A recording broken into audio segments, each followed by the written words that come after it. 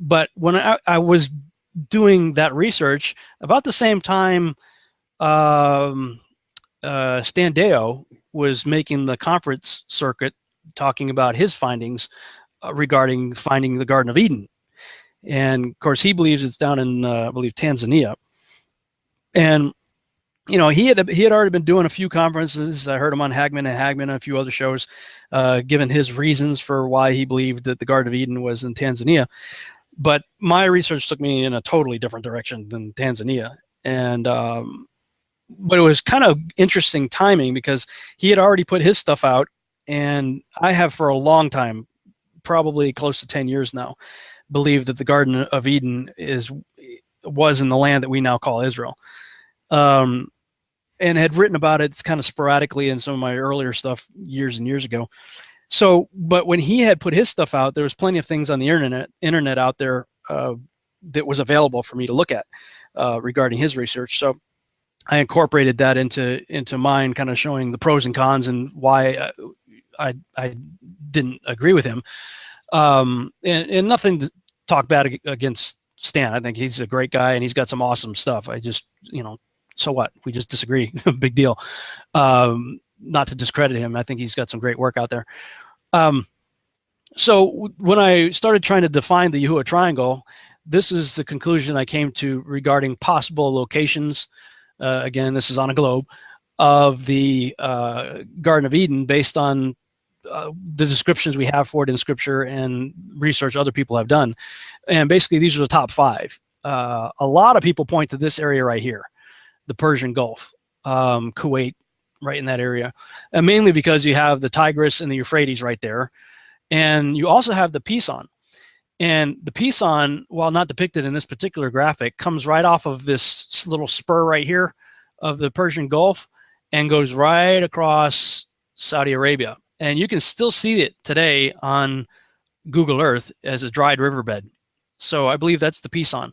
So you've got 3 out of 5 rivers, potentially. I mean, assuming that is the Pison, but from my research digging around, that plenty of other scholars out there came to the same conclusion that that dry riverbed certainly fits what could be the biblical Pison. So you got 3 out of 4 coming to a head right here. So it's pretty obvious why people would choose this location based on at least those 3. However, it's the Gihon that throws the whole thing out of whack, because the Gihon is described as encompassing the whole land of Ethiopia, which is way down here. So you're like, well, I mean, that throws that kind of way out of whack. Then you also have this location up in northern Turkey, where the rivers, the Euphrates still kind of goes up here. Tigris, I don't believe, makes it that far, but you can see how maybe it could have. So then you'd have kind of the Gihon, Tigris, and Euphrates up here, but then you still got Euphrates way down here. So it's like, okay. So then Israel fits also for a variety of reasons. The Gulf of Aden was rather intriguing, especially a few years back. There was a lot of activity going on in the Gulf of Aden. This anomalous, I don't know if it was magnetic or electromagnetic or what it was, but I just remember a lot of people buzzing about weird anomalies and stuff right there. Plus the name Aden, some people were thinking, may have been derived from Eden. So that was a 4th location. And of course, most recently, the work of Stan Deyo placing the garden way down here. And so I start going through the rivers, start looking through them and all the evidence I could find on all that, and just a ton of scripture here in that regard. And so then, okay, I start breaking it down with my thesis on the Great Pyramid going off north, showing that if you follow the line right off of the Giza, it takes you right to the north, just by a fraction of a degree. It's off, and that could be due to movement of the Earth, whatever shape the Earth is in. So again, you've got the east of the north-south line going on there. So I'm doing sort of a process of elimination. I talk about the Yahuwah Triangle there, talk about the Mount Herman Roswell stuff, which, by the way, doesn't change even on the flat Earth. Some people are like, well, okay, Rob, well, if you end up being a flat Earther, what are you going to do with all your Mount Herman Roswell stuff? Not a problem. And we'll talk about that later. Remind me if I forget, because the globe is at 23.4 degrees of an angle. 23.4 from a 90-degree angle, straight up and down, is 66.6 degrees. So, oh, wow. So if the globe is not in fact a globe and it is a beast system deception, then the 33.3 degree longitude and latitudes put on a 66.6 beast system globe does nothing but support my thesis. So either way, so I'm content no matter which direction it goes. I'm like, okay, no problem. At least I don't have to redo all my previous work on the Mount Herman Roswell stuff, nor do I have to throw out Mark Flynn's work, which his work, of course, is where I derived my work. My work was based on his. So this is a close-up of the Pison right here. This shows, I just kind of did a drawing over the dry riverbed. If you zoom in on it there, and I didn't put it in here, but there's a really strange looking base of some sort right here. I mean, it looks very futuristic. It's like right in this area right here. I encourage people to go on Google Earth, zoom into this area right here, and then spend some time, you know, really zooming in, because there's some pretty interesting structures out there. This is what this is a screen capture from Stan Deyo's work, from his presentation. Now he's got the rivers all over the place. Instead of, you know, Tigris is pretty much still in the same place that it is today. Euphrates, he's got that going right here as the Farad being the original name, I guess, that Euphrates was derived from. So he has Euphrates still kind of in the same place coming up, but going down the path that I believe the Gihon may have taken.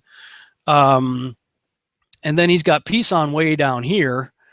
And Gihon, he's got Gihon way over here going up around India.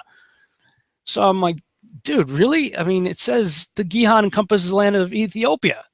Now, he's going with the assumption that the topography was significantly different before the flood, which I could go with that too. In which case, all of this is compacted. It's brought in. You know, India kind of tucks up in here.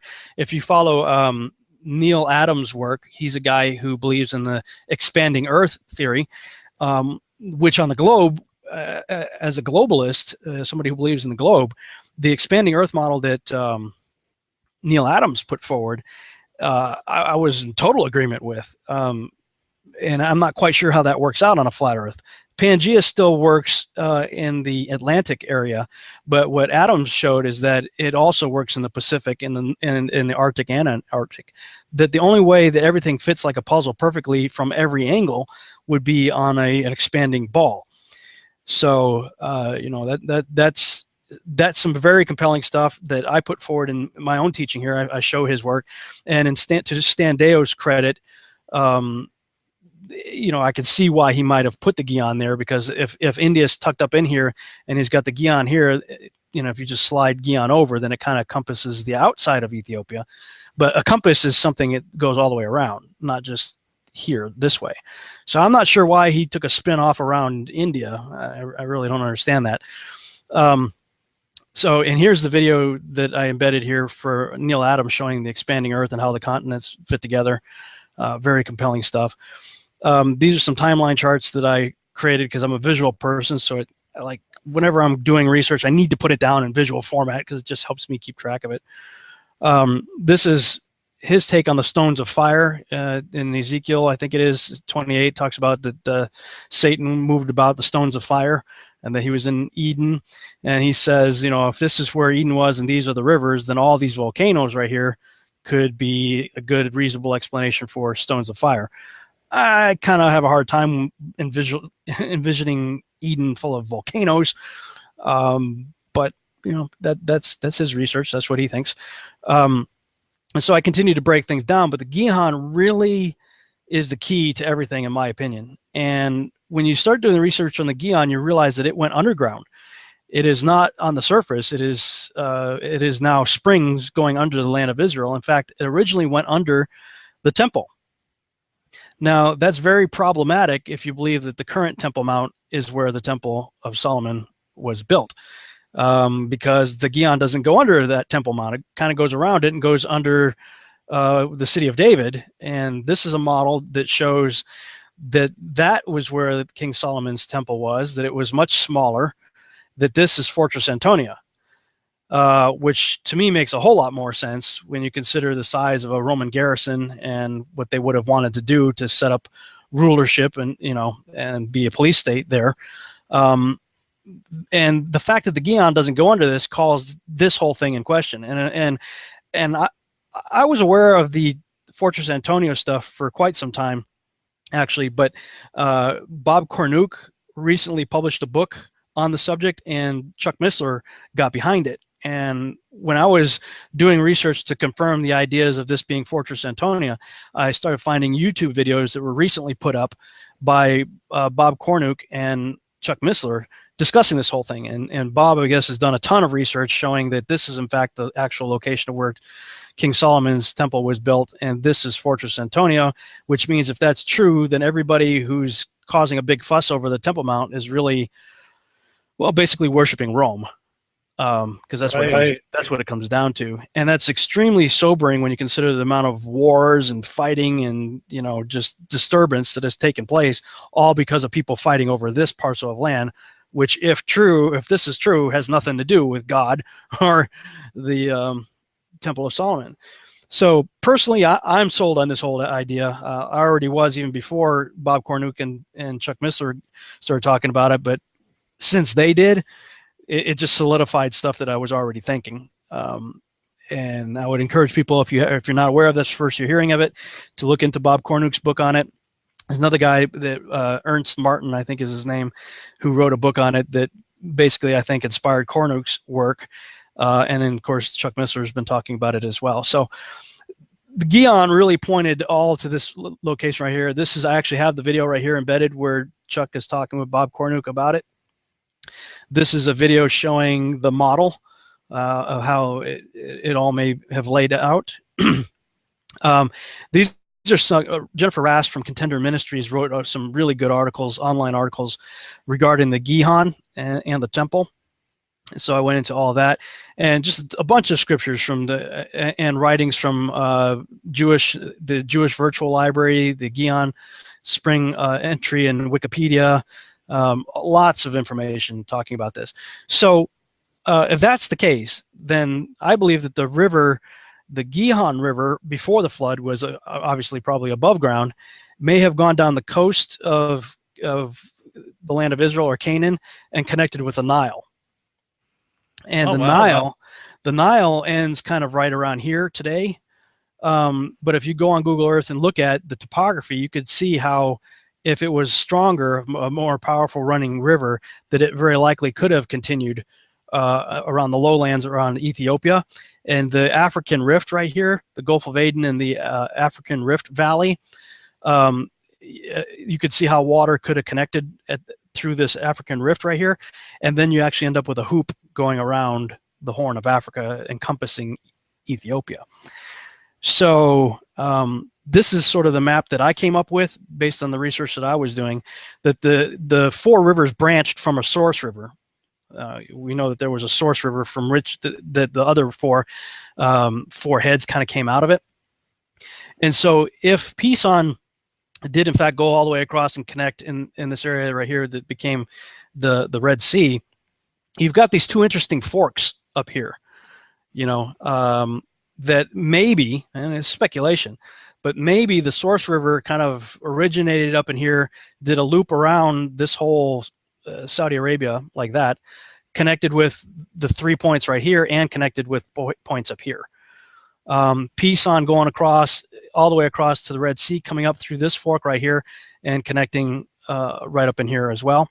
And the Gihon coming down, merging with the Nile, and going all the way around the Horn like this, and then with the African Rift right there.